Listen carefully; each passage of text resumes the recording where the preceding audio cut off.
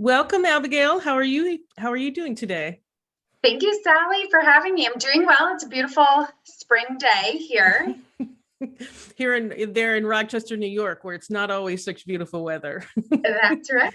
Finally not snowing, so Yeah, exactly. spring and summer weather being with us. I hope it's warm and sunny for you too. It absolutely is. It's nice. All right, so we are going to be talking about letters of recommendation today. And I think there's a lot of confusion about it. I mean, I remember when I worked at the University of Chicago, students would sometimes send in like 5 letters of recommendation and things like that. And so, you know, there's this is, and let me just say for anybody out there, 5 letters of recommendation is too many. Nobody wants to read that many letters of recommendation. So we're going to dive into what the colleges actually want out of the recommendations, the different kinds, all that information. So let's talk more like what are they and why do the colleges need them?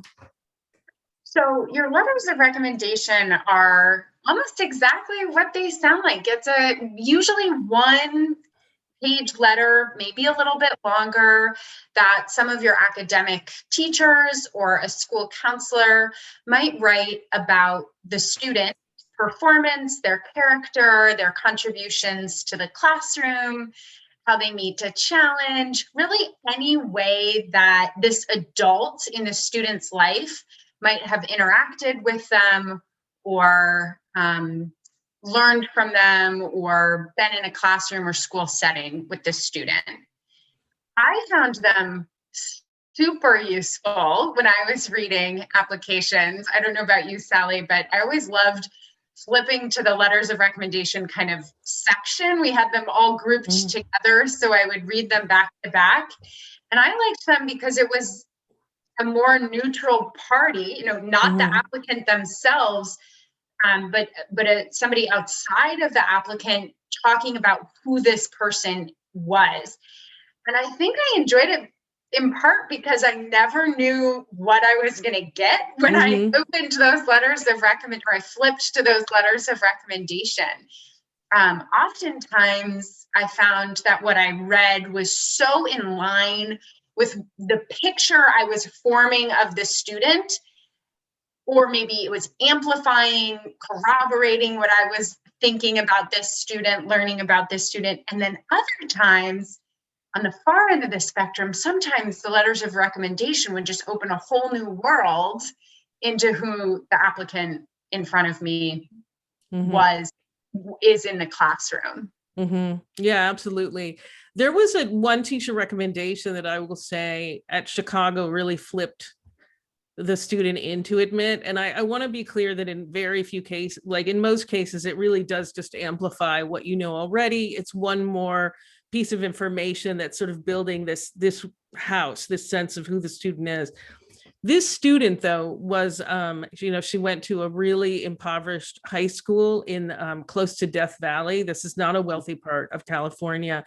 And she had written an essay about, going, like a wonderful essay herself about going to a baby shower for a cousin who was, 17, and just kind of how hard it was to be part of that family when her goals were so different. So that gave us a little sense.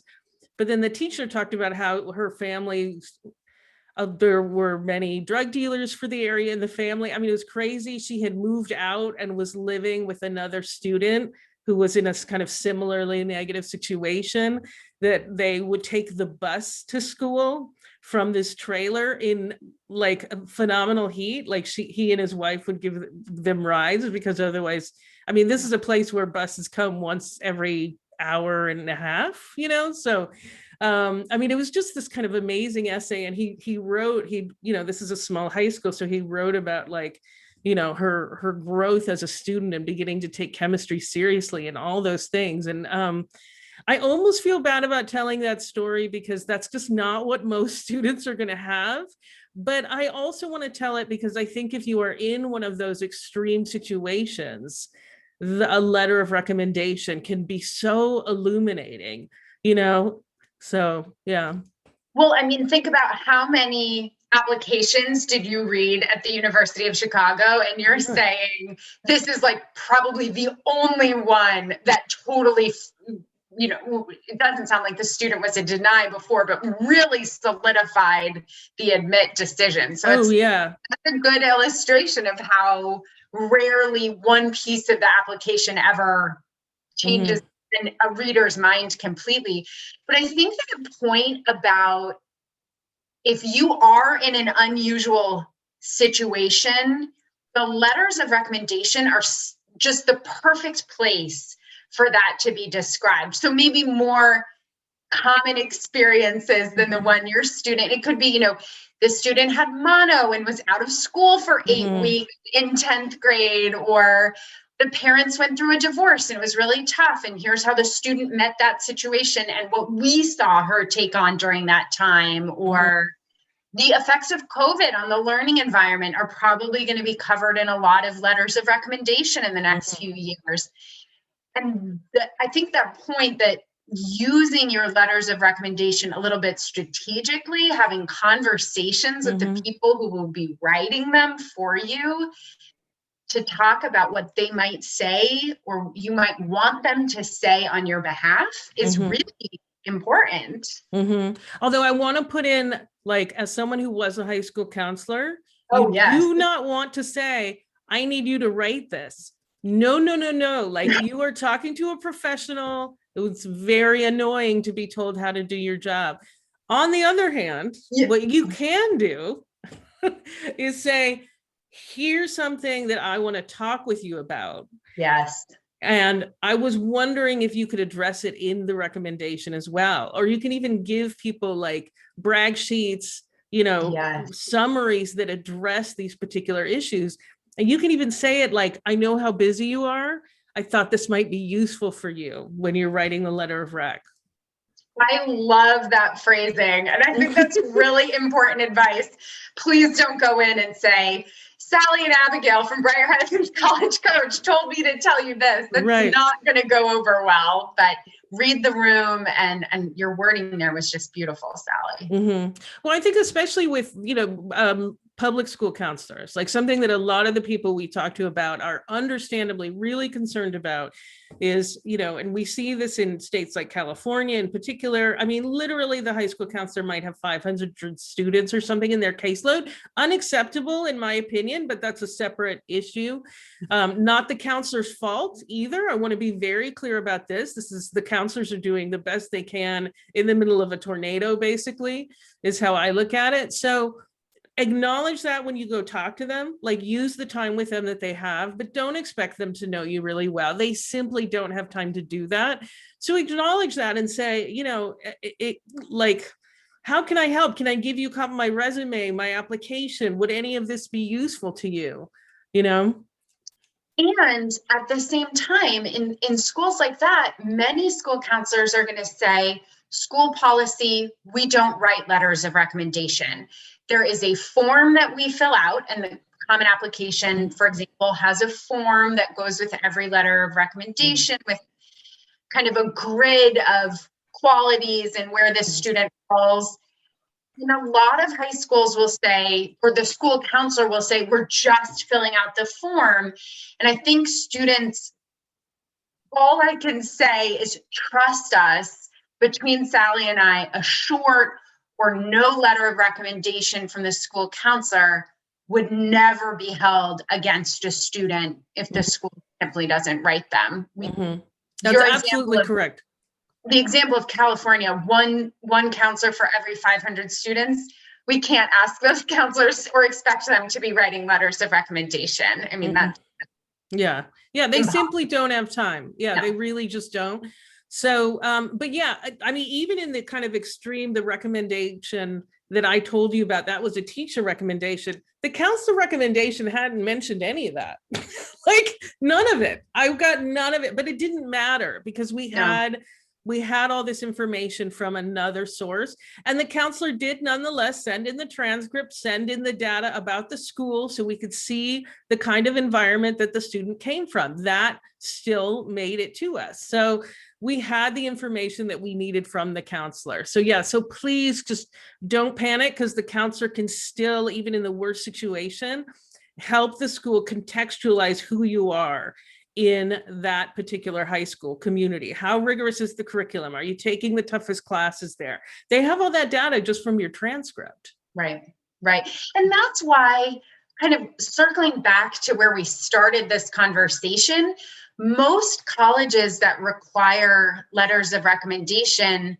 will be asking for variety. They will ask for typically one from the school counselor, and then 1 to 2 from academic teachers. And that's why, Sally, you said right away, and I totally agree, 5 is way too many. We're looking at quality, not quantity. And even across 2 or 3, you can, as an admissions officer, you are getting what you need from those letters if they're chosen strategically and with a few things in mind that I'm sure we're going to talk about. You're giving the admissions officer what they need, and you really shouldn't go above and beyond that unless there's a very clear, obvious exception or rare circumstance. So I think that's a perfect segue. Like, let's talk about so we know about the counselor recommendation. We've talked about that. So what is the purpose of the teacher recommendations? Should the student ask their 9th grade music teacher, for example, if they're not going to be a music major? Let's also say they're thinking about business as a major or history or something like that. Yeah, so I like to acknowledge up front that what a school, even where I worked, and I know you worked at Reed too, what we said we would accept as a letter of recommendation on our website, and I don't know if this has changed since I left, but what we said we would accept was very different from what we actually internally preferred and got the most out of. And so I think this conversation of, yes, technically that 9th grade teacher, sure, could be one of your 2 letters of recommendation. Is that really helping me as the admissions officer? Not really, because what I'm using those letters to understand is, who is this scholar? Who is this person? Who is this community member?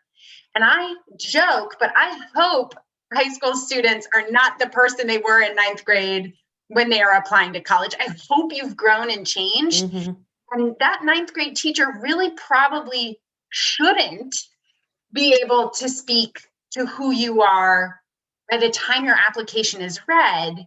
And let's remember, your application is read in December, January, February of 12th grade. 3.5 years is a lifetime for a high school student. It's a quarter of your life. And you're just simply not as intellectually mature as you're going to be. No. I mean, your capacity for thinking analytically is going to grow by leaps and bounds. So it's not even just emotional maturity, it's that analytical ability, in whatever the subject. I mean, one of the things that I get in response when I tell people that is they're like, yeah, but I'm still working with him on these activities. And I'm like, yeah, but you're not in the classroom with him. These recommendations, they explicitly, you'll see if you read it, they want academic. They want letters that are academic. And I think we should define what we mean by academic, because I talk with a lot of families who think, my business academic teacher or my voc tech academic teacher. And I would say, go for English, math, science, world language, social studies, like really sticking with the bare bones, kind of really traditional, narrow definition of academic, if possible. And maybe you have one that's a little outside that realm. If you're, say, applying into business and you took an advanced economics or business course in your school, but really maybe try to keep the other very, very narrowly within those bounds. Because as you said, Sally, it's about who you are in the classroom. That's what we are using these letters for. So let's dig into something that I think is kind of tricky because I want to make sure that we don't forget to talk about it. What if you didn't get to know your teacher because of COVID? Like, we Oh, typically recommend 11th grade teachers because they are at that, the student is at that greater maturity level. But it's true, it's been over Zoom. So that's a little tougher.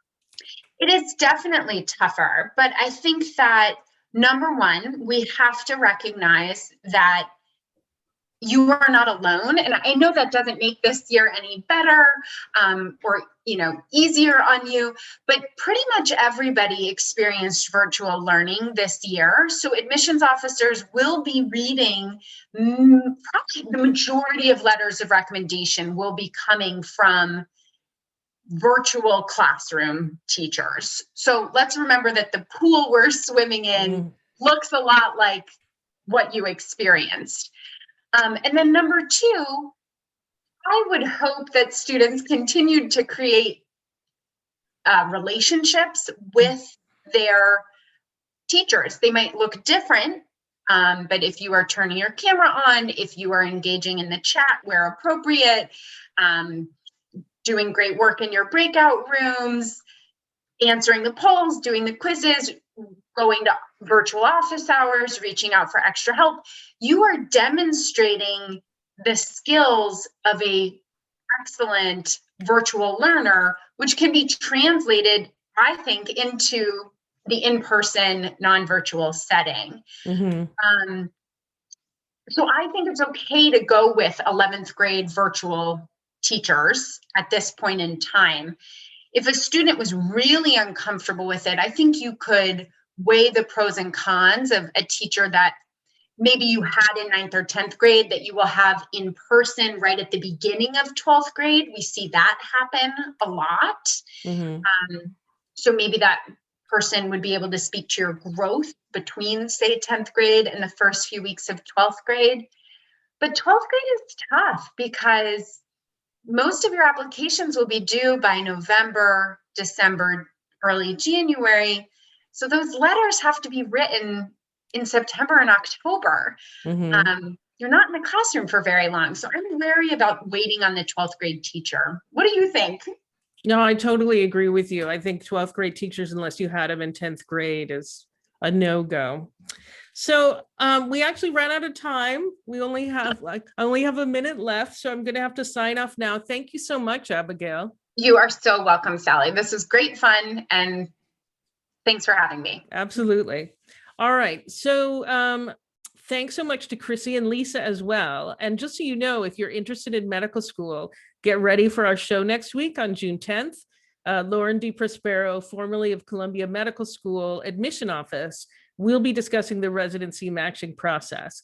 In addition, Elizabeth Heaton and Shannon Vasconcelos will be answering listener questions, so that's always fun.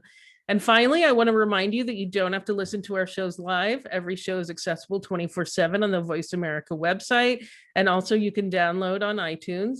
And if you want to search for a particular show topic, you can go to our blog page at blog.getintocollege.com. Last, don't forget, we're here every Thursday at 4 p.m. Eastern, 1 p.m. Pacific.